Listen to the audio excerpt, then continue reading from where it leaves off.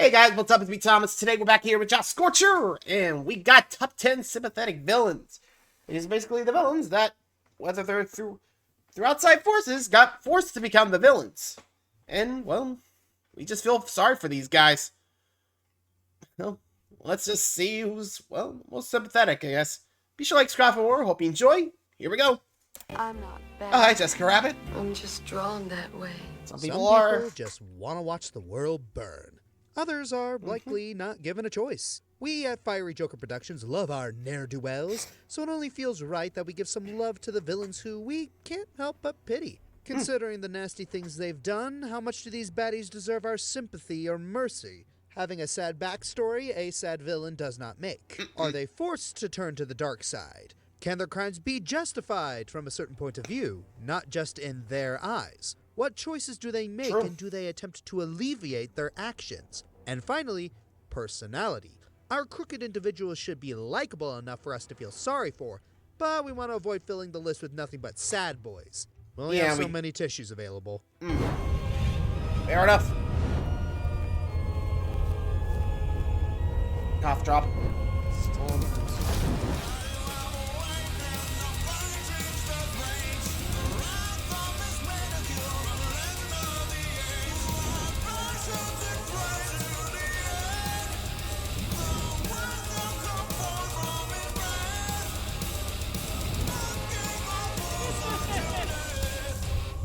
Let's begin.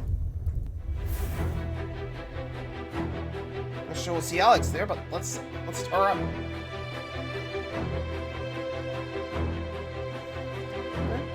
Innocent politicians, they be oxymoronic. Oh, boy, the timing for this one couldn't have been worse, but I have a job to do, so... Yep.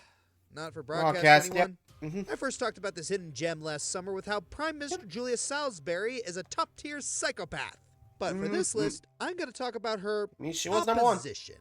You need to wake up! Alan James Hi, Alan. begins What's this up? game as basically a parody of a real-life political talk show host. You're not the one. Can you guess which one? Look at their faces! That's not what cows look like! But I will stomp your head in if you start a fight with me, you thug scum! It's all coming from the water, the chemicals, they're pumping it full of belief juice. I don't like them putting chemicals in the water that turn the friggin' frogs gay. Yep. Yep. Alex Clear Jones. parody of Ben Shapiro. He's a pretty If only. comical character in the game's first couple of broadcasts. Fast forward to the Expect third anything less. broadcast, however, and he's seemingly out of the picture. You can't even play any of his ads anymore. Instead, we start hearing and seeing signs of a resistance forming against broadcast, Advance. A resistance in the form of an orange fist and people standing outside protesting. A resistance we'd come to know as Disrupt. During the infamous Heatwave Why is that broadcast, orange fist Jeremy reminding me of Donaldson No holds the More studio Oil? I at don't know why. gunpoint, ordering you to play a tape revealing the spokesman behind this movement. Regardless of whether or not you play the tape, Disrupt's mouthpiece is revealed. And it's exactly who you think it is. Hey, Alex. From this point on, Alan James takes on a more Alex. earnest persona, Still hacking into nothing your else. broadcast with urgent messages to the people, telling them to rally against Advance and fight back against their oppressive agenda. How does Alan plan to do that? Terrorism, of course. Oops. What's the worst that could happen?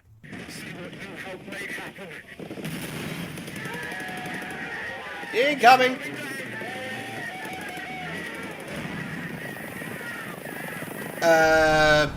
See?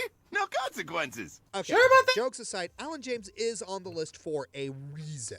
The whole point of Not for Broadcast is being able to see the good and the bad in both sides. True. Some will see Alan James as a shining example of freedom, while others will condemn him for his destructive behavior. Freedom fighter and terrorists. Sometimes they go hand in Look at hand. the decision you have to make. You're choosing between a freedom fighter who's off his rocker at worst, and someone who just genocided the population equivalent of South Sudan. 11 However, I think the million biggest people. reason we can sympathize with Alan is because he's merely the mouthpiece of the real masterminds behind Disrupt, who are revealed to us in two of the endings that take place in the game's finale. Four members of the World Council with plans to overthrow Advance with their own radical agenda that could result in the deaths of hundreds of thousands, if not millions of people. Alan Yeesh. James was nothing more than a means to an end for these guys. It's even revealed that they had plans to kill Alan James after they were done with him. Him and all of his type. You get Yeah. down to it, Alan James is the hero of his own story. He truly believes that And the destruction unfortunately, he well- causes will inspire change throughout the country. Sure, his idea of justice is Like that. shallow, but he's still the lesser of two evils. And given just how despicable his opponent's actions were, can you really blame him? Plus, True. at the end of the day, not all of his actions were his alone.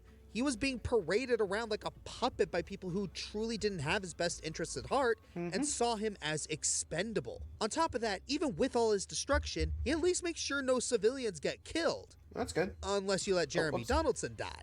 Then he goes absolutely nuts, starts killing people in the Channel 1 studio, including assassinating Prime Minister Salisbury, and taking Damn. the entire studio down in an unaliving bombing if you don't play the tape at the end. Yeah, there's a reason why he's only number 10. But Yeah, when it you sounds listen about right. to what he says and you look at the situation Yeah. you're faced with, Hey. his book says it all. Alan James is Right. For now. Not sure how that council goes, but we'll see. Number 9. Hey, Trails in the Sky is getting a remake this year. Ooh. I'll take that as a sign to talk about one of Trails' sympathetic villains, and they have a lot. Wow. Like most Hi, characters Red. have some sort of Hi, tragic Crow. backstory that feeds into their complex character motivations. I think it's an excuse to create more flashback art. Also, since there Will you be is a surprised? remake coming out, I'll put a quick spoiler warning. Most Trail fans know the name of Hamel, a small town at the edge of the Erebonian Empire that was massacred by warhawks to trigger a war with a neighboring country. The survivors of Hammer were very few. One of them was Lowe, a young Lowe. teen with aspirations of swordplay and a sweetheart named Karen. You know, the classic JRPG backstory. Well, said tragedy caused Karen to die and led Ooh. Lowe and her brother Joshua to go on a journey, not to defeat the evil empire, but to join a shady society whose plans still aren't fully known after 13 games. Lowe trained with the sword and became one of Ouroboros' most powerful warriors. His despair of losing his home and family became rage towards humanity and fuel to put them on trial. He worked with Ouroboros to enact their gospel plan, causing chaos all over Liberal.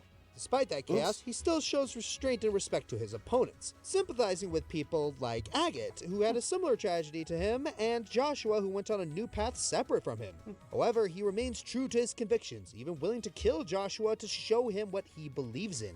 It isn't until Joshua defeats him both physically and emotionally that he realizes that what Karen wants isn't to put humanity on trial, but to help those who befall the same fate she did. And while this realization has Lowe wanting to leave Ouroboros, it's short-lived.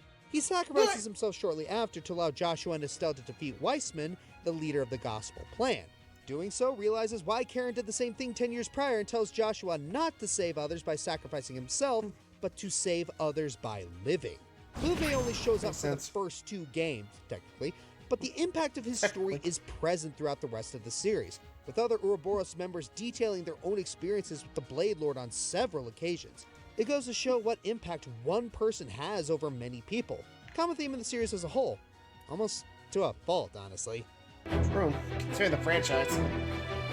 Number 8. I really gotta play a Tales game.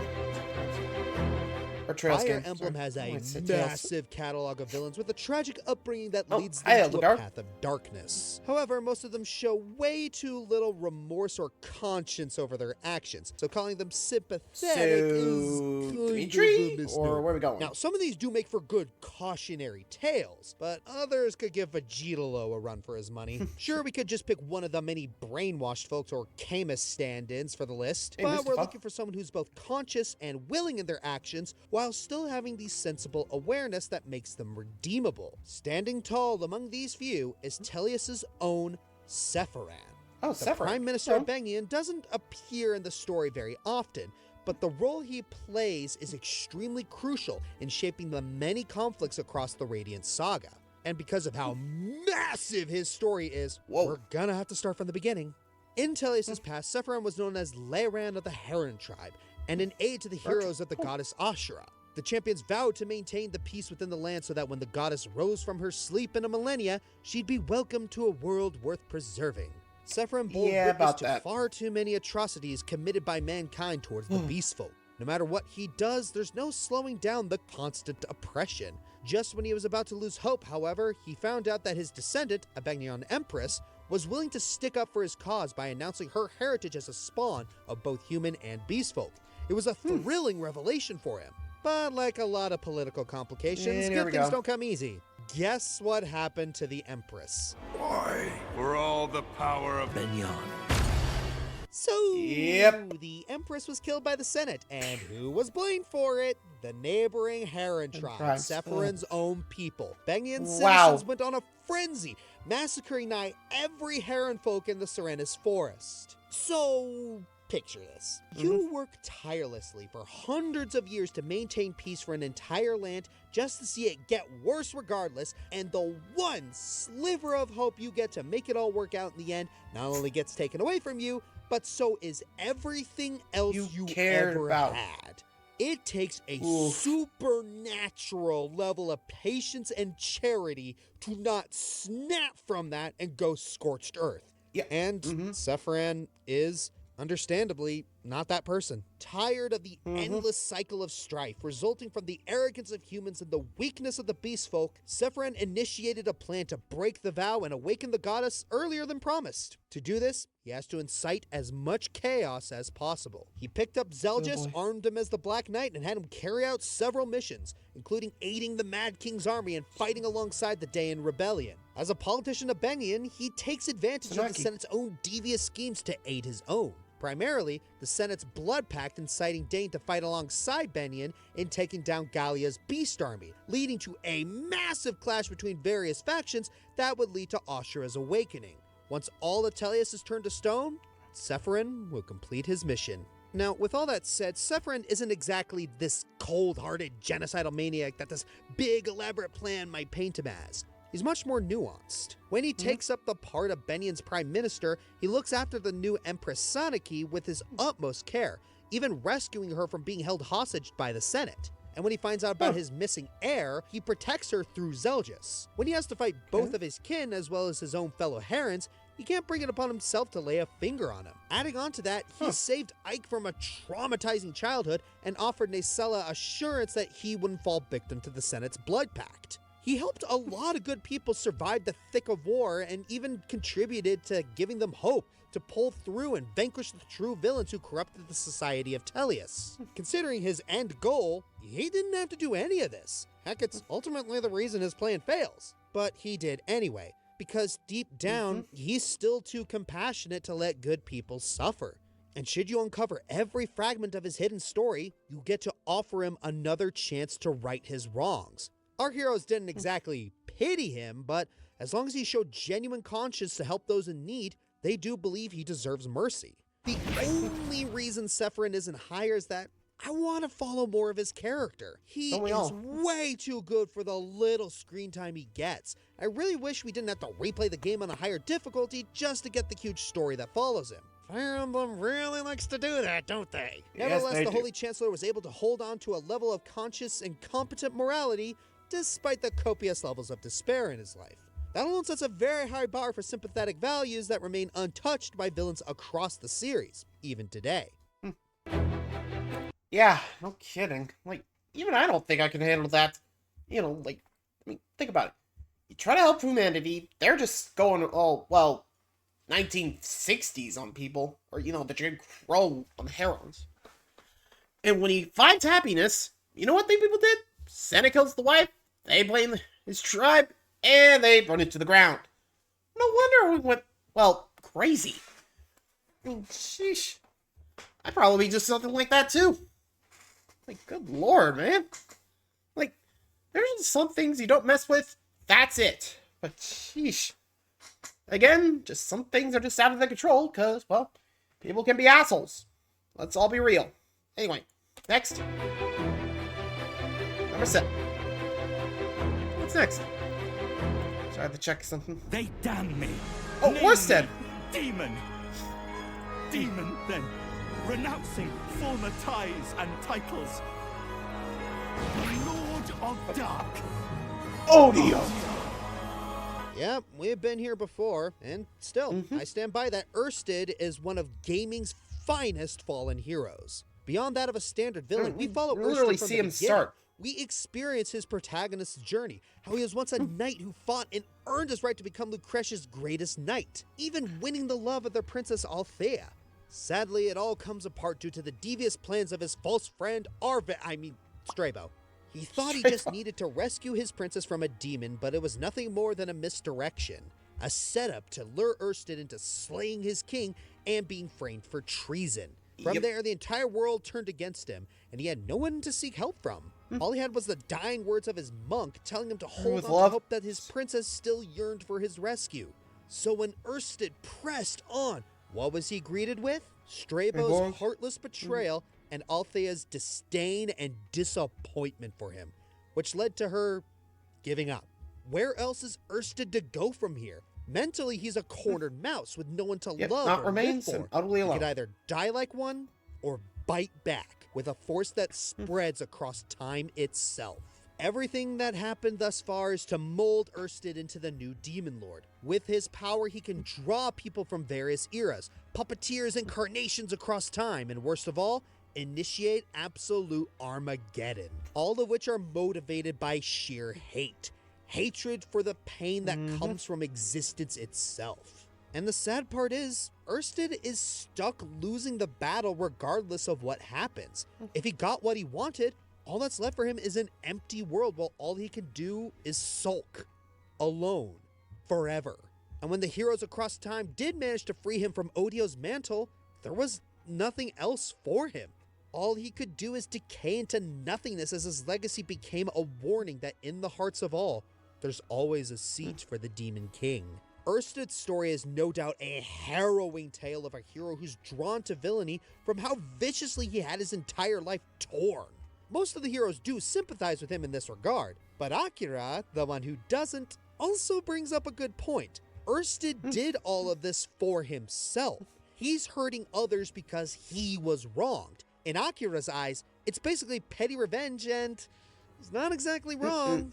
Even Hong, someone who's come the closest to what Oersted dealt with, didn't want to put others through the pain he went through. You can feel the envy in Oersted's voice when he hears that.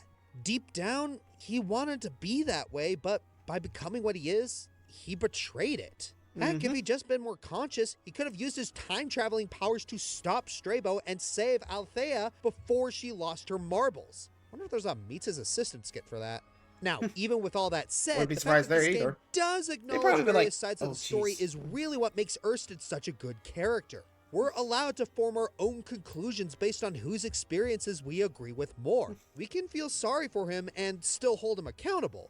Or even if we don't, we still get why he would reach his limit. Live Alive's expert dabbling in the limits of empathy only further highlights how profound the Hero Knight's twisted tale truly is.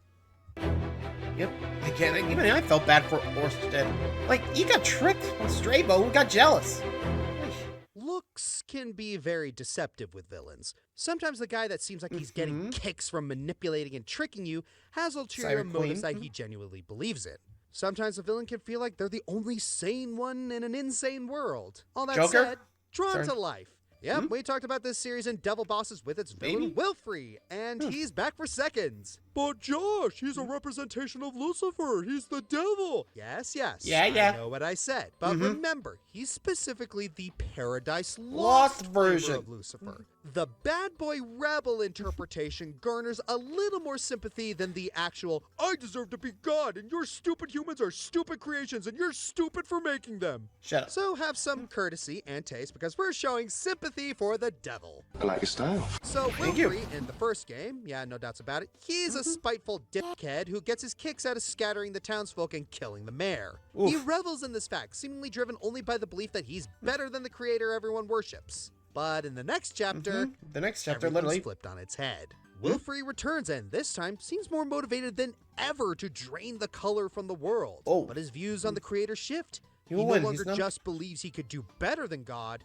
He believes that everyone has been lied to and abandoned by him. And over the course of the game, while he does his usual shtick of just messing with everyone, this is a usual through line of his. And when Mari, one of the main characters, joins him out of nowhere, you're right to think that Wilfre brainwashed her or something. Because there's just no way anyone would willingly work with someone like him, right? But when you track Wilfre down to his home turf, Mari states very plainly that, no, she have an understanding. chose her path.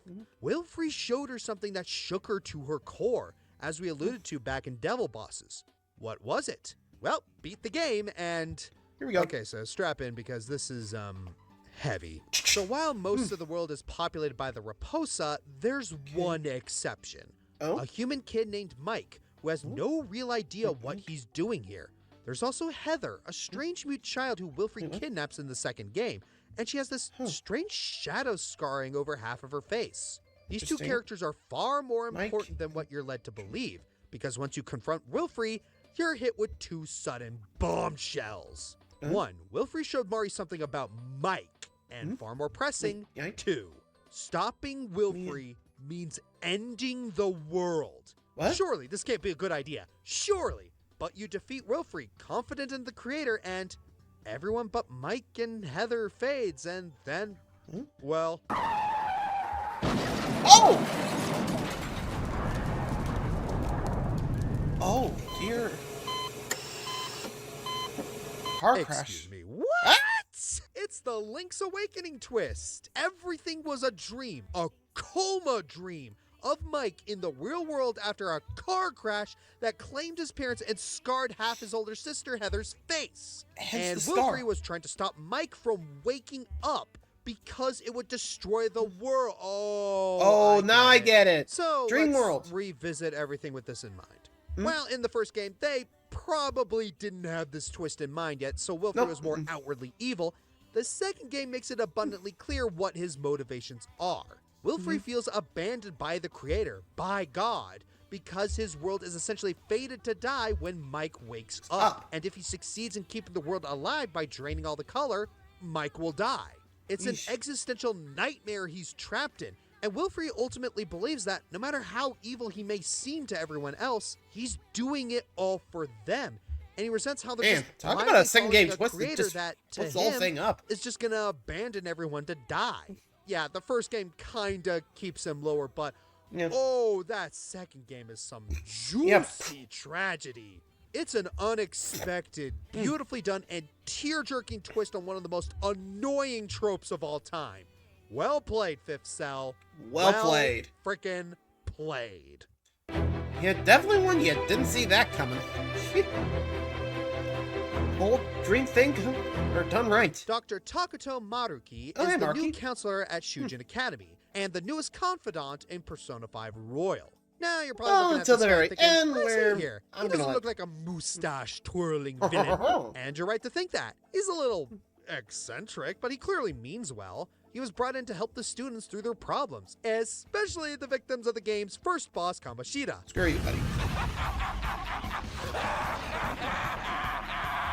The less I say about what he did, the better. Anyway, Amen. Maruki slowly bonds with the students to help them pass their issues and is taking an interest in studying the human mind. And offers free snacks! Oh, come on, how could you not trust a guy with free snacks? Hold that thought. Along the way, when you it's max it revealed out, that Maruki has a persona that can manipulate others' cognition. An ability even he wasn't aware of at first. And when he discovers this power, does he use his persona's ability to create a mass army of enslaved students who bend to his will? No. He uses them to try and remove trauma from the students' minds, and even warp reality where people's dreams come true. A noble, kinda heartwarming goal, right? Maybe on paper, not so much in execution. Yeah, his intentions are pure, but his methods are so very wrong. He's warping people's lives and the world around them, going so far as to rewrite their personalities if he can. He even encourages folks to give up on their dreams in the off chance that they're too difficult. Why triumph over adversity when the path of least resistance is much more tempting? The fact that he's doing all this without anyone's consent raises too many red flags. When we finally confront him, he doesn't want to fight us. He'd rather convince us that what he's doing is right and that we should put our faith in his intentions. What's that song?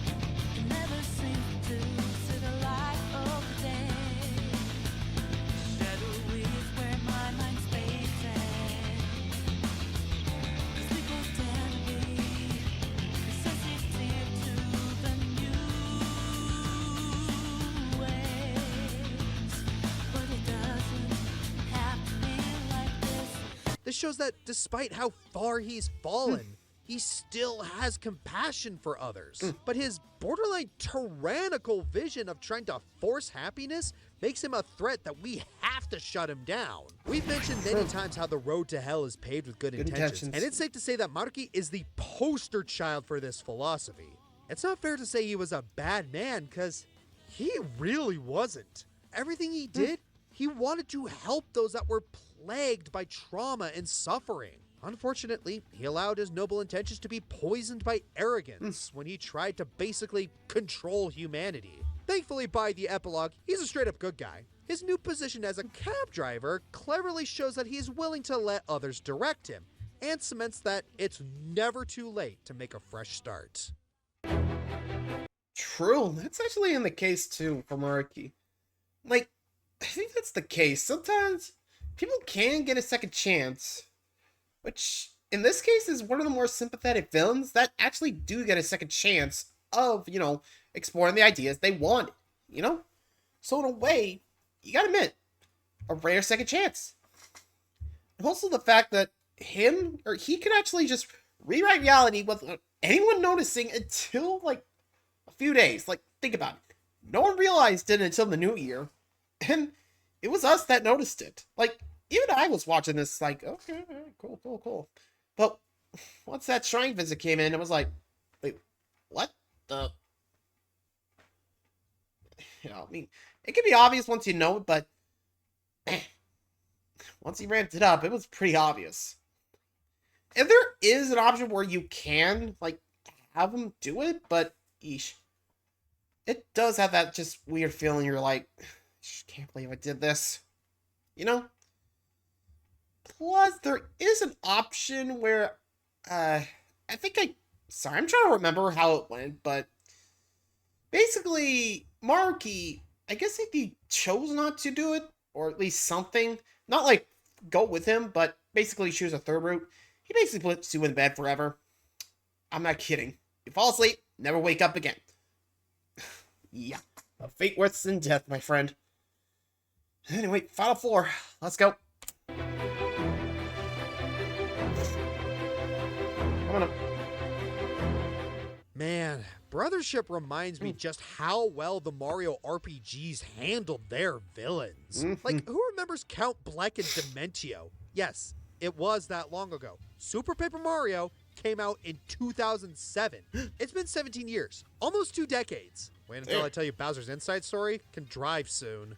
Nintendo games have always had that obscure layer of dark tones in their games, but Super Paper Mario takes it to a whole new level. Its primary villain is an omnicidal maniac who wants to destroy all worlds out of grief for a lost loved one. That's a tone setter! Yep. Count Bleck was once Blumiere, a member of the Tribe of Darkness whose purpose was to protect the Dark Prognosticus, a book prophesying the end of all worlds. Blumiere once met a human girl named Timpani. Enchanted by her kindness, Blumiere continued to visit her against the traditions of his tribe, and eventually, they fell in love. But Blumiere's father didn't approve of it, and sought to end it. Blumiere's shock and rage at this caused him to use the Dark Prognosticus himself, destroying his home dimension and transforming into the villain known as Count Bleck. Bleck searched tirelessly for Timpani, hoping she would be alive, but he never found her. In this despair, he decided that all worlds were meaningless if she wasn't in them. Using the prophecies at his disposal, he forced a marriage between Peach and Bowser to summon the Chaos Heart and used it to cast rifts over all worlds, hoping to send them into oblivion. Timpani was alive, however, found by the wizard Merlin, and to save her, he turned her to a pixel named Tippy. At the realization that Timpani was alive, he started to heel turn a bit in his plans, but felt guilty at what he had done so far. Declaring Blumiere dead, he goaded Mario and Timpani to confront him, putting fate in the hands of who wins between them. Mario does win, and Bleck feels satisfied, knowing that the worlds will continue with Tippy alive in them. Too bad Dementio shows up and spoils everything. But steal all the credit for work that other people do! In Dementio's final act, he becomes a poor sport and decides to destroy all worlds anyway if he can't win. To counter this, Bleck and Tippy decide to do their own wedding ceremony to reseal the Chaos Heart for good measure, but at the cost of their own existence. It works. Blumiere and Timpani disappear, gone from the worlds, but together once again. It's no wonder why Bleck is so popular. He and Dementio were the best parts of Super Paper Mario, and their inclusion made even the change in gameplay worth it for this series. It is disappointing the direction Paper Mario went in afterward, but with the resurgence of Mario RPGs and Brothership leading the way for that, I hope we get a Super Paper Mario remake in the future just so we can enjoy the chaos once more. You know, why not? as long as they fix some of these level designs too. Yeah, let's hope so, because frankly, I really want to play it, but we should drink, I guess. Number 3. Well, how about now? Uh-oh. Now who's a Wheatley. moron? Could a moron punch you into this pit? Ah! Could a moron do that? Y'all saw this one coming. Yep. Oh, not the plot twist, just the fact that Wheatley is on here. And why shouldn't he be? Wheatley was such an obvious candidate for this list that one of my writers pushed relentlessly for him to be number 1. But alas, there only were at 3. least Sorry. 2 other villains that managed to snatch the crown from him. With that said, what do you say we give this blue British ball of metal his moment in the sun? As if we haven't done that already. Oops. Wheatley doesn't start out as the primary antagonist of Portal 2. Rather, his goal is to assist us in escaping from Aperture Science and the clutches of the psychopathic AI that needs no introduction. And his plan works. Until he realizes that he was designed to be a moron, goes absolutely berserk at the revelation, puts GLaDOS into a potato, and I assume you know the rest. Yep. But the table's turned. We have to find Potatoes in Old Aperture and remove Wheatley from his new body. It's here that I want to point out that, for the most part, the decisions that Wheatley makes aren't 100% his decisions. Oh? He straight up tells us that his new body has an itch that forces him to test us. And it's only when he finds out that we can't scratch that itch anymore that he decides this is the part where he kills us. GLaDOS even comes to the realization herself that she's the consciousness of Carolyn. And similar to Wheatley, it was being plugged into this massive machine that caused her to become psychopathic. Heck, we even considered putting both Wheatley and GLaDOS together on this list, but ultimately we just felt that Wheatley had her beat. Sorry, GLaDOS. Why? Not Simple. really that sympathy. His personality. Catch me, catch ow! Ay. Ow. Remember the etymology Sorry. behind the term sympathetic are the terms sympathy and pathetic? While I wouldn't necessarily call Wheatley pathetic, dude's just as quirky and adorable in his new body as he was early on in the game. Even his efforts to try and kill us are kind of endearing. Would you just jump into that pit there? That deadly pit? Like, aw, the little blue ball wants to be a big baddie. It almost makes you want to do what he says just to validate him. As a matter of fact, you can. And his reaction to it is just as adorable. Oh, wow, good. I didn't think that was going to work. Yeah, I think that was Now, I gonna know work. that Wheatley isn't Fair enough. completely innocent here. He did still take over the facility and tried to kill us. Also, he said a lot of mean things to us about being overweight, brain damaged, and adopted. That last one was enough to spark internet controversy, by the way. Plus, Wheatley does spout a lot of negative stuff about us during his boss fight. But a lot of these things he says are due to the infrastructure screwing up his mind to make him angry or just unaware that what he's saying is really, really rude. And when he's reaming into us during his boss fight, it's actually kind of sad because we know who he was before he took over the facility. Also, come on. Those comments about being an adopted fatty? GLaDOS's comments were worse. Congratulations. Not on the test.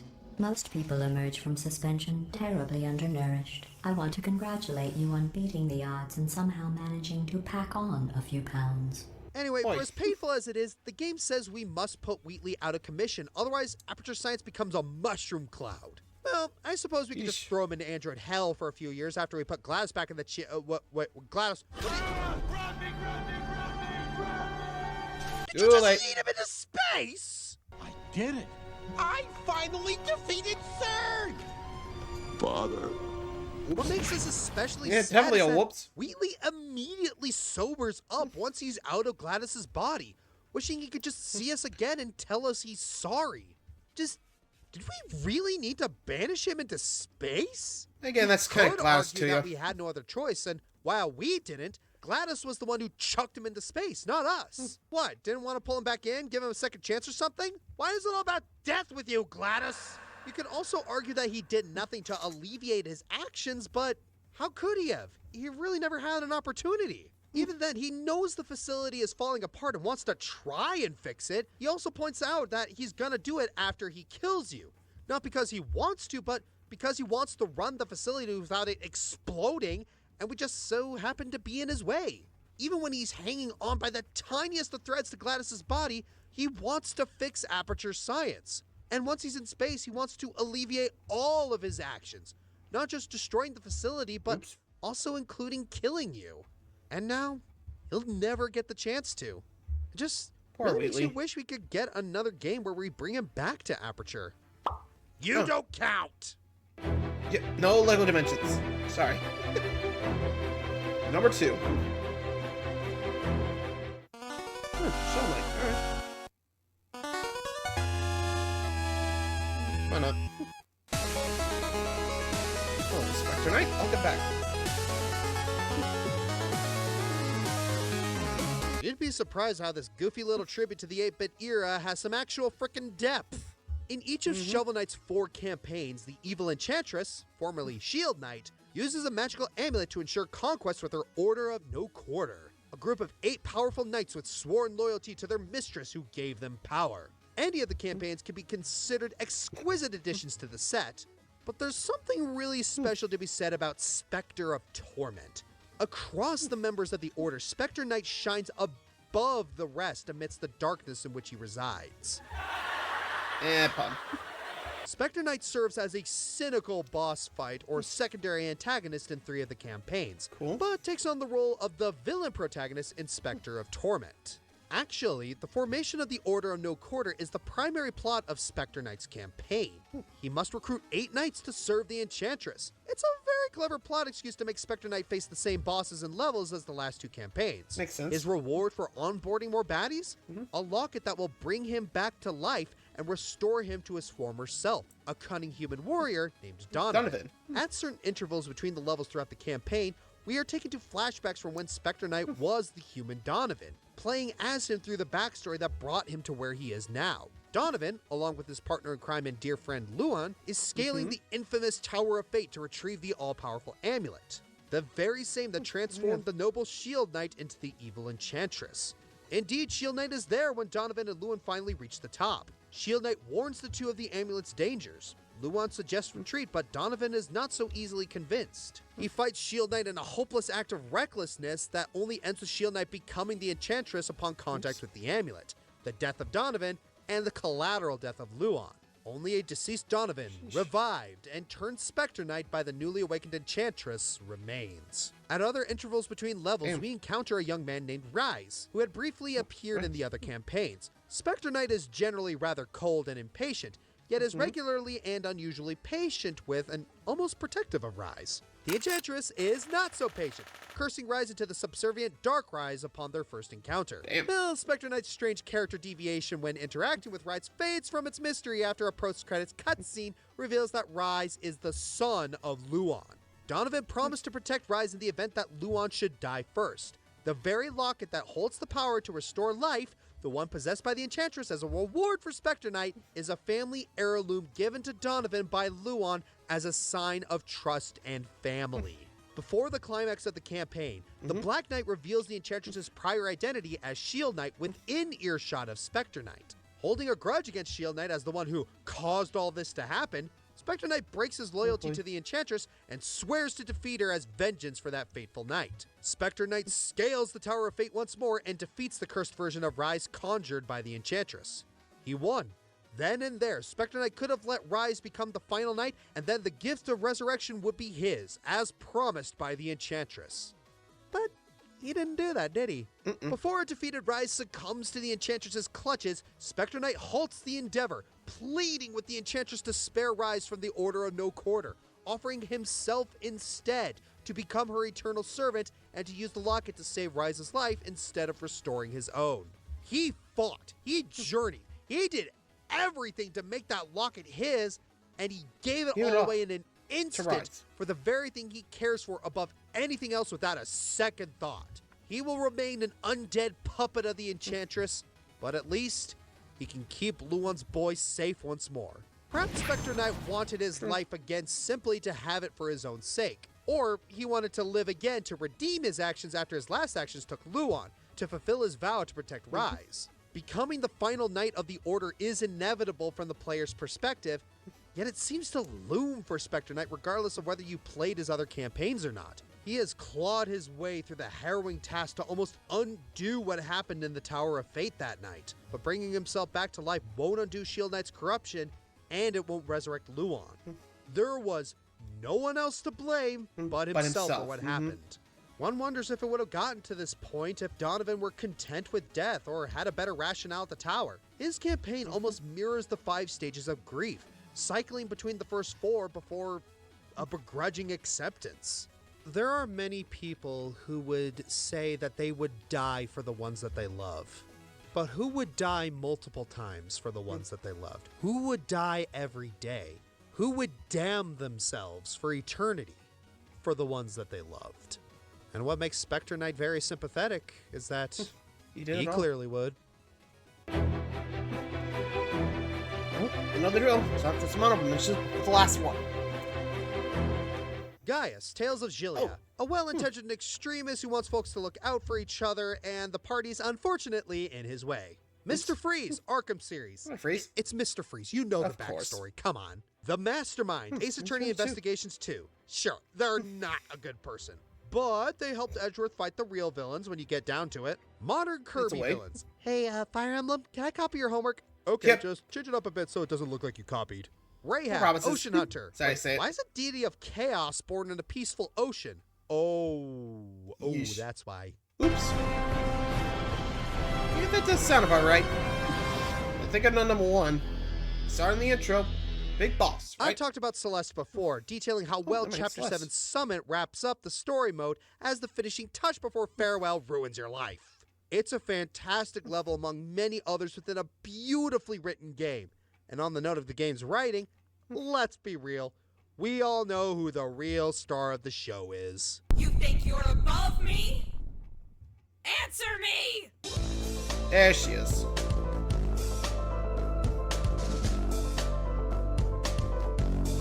Right, so Celeste is a mountain. Crazy, right? Well, in everyone's favorite hyper-metaphorical indie title, not every mountain that Madeline climbs is a giant physical rock. She must learn to deal with herself, with Badeline.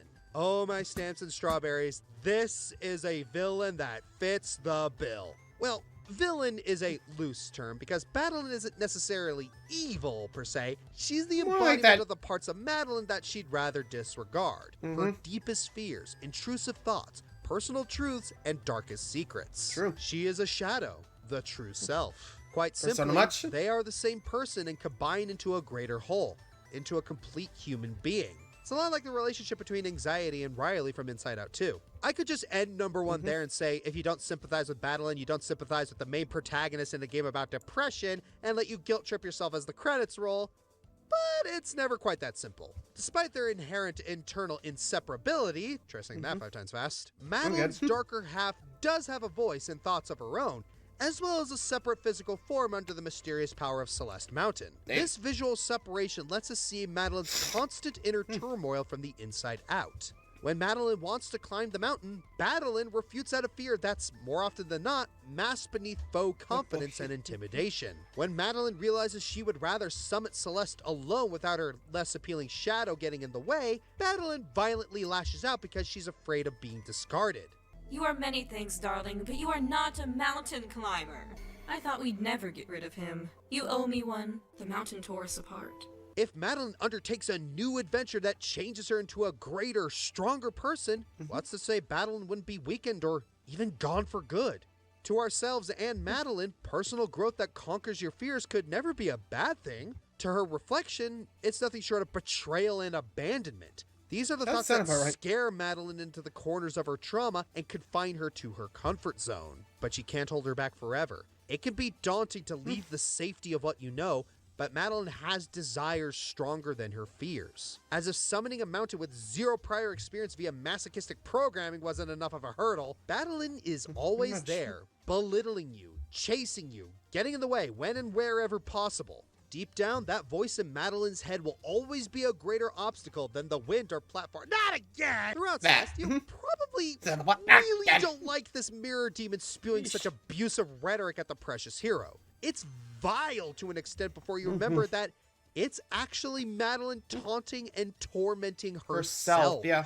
Madeline is her own worst enemy. Yep. Well, aren't we all? Nevertheless, they must work together. For her traits of goodness and strength to shine, she must make peace with the aspects of her personality that aren't quite so savory.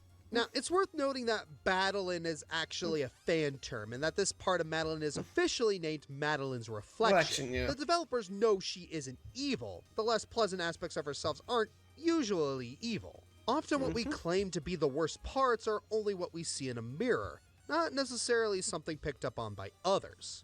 Now, I'm fortunate to not have clinical depression or anxiety, but I know people who do, same. and they often describe it as feeling like a cornered animal, a gentle creature feeling afraid with no apparent way out of a situation. Playing Celeste and experiencing the inner dialogue between Madeline and Badeline is something parallel to many of us. Perhaps not everybody sacrifices their Reaper's soul for a friend's son or cries for help from space, but we have all been our own obstacle, and we've rather all been the person we would rather not become. Madeline's Reflection is written not to villainize her thoughts and ambitions, but to humanize them. It makes these two one of the best examples of a perfect foil dynamic between the hero and antagonist. Every other hero has some ultimate evil to deal with as is. Imagine finding what their own fearful reflections are whispering the entire time. But it's a part of them, and your feelings are a part of you too. It's being able to accept who we are and work with ourselves regardless that brings out our greatness. I'm Josh Scorcher, and remember, the next time you see someone doing something despicable, they could just be crying for help. Not in these cases. Or they could just be plain old dicks. Yeah. Yeah, like how we include Carmen in that. Look, yeah, sometimes it's basically a coin flip. You know, whether they're just having a bad day or just really evil. You know? You never know what you're gonna get. So, let me know what you guys think. You agree? Disagree? Let me know in the comments. See ya.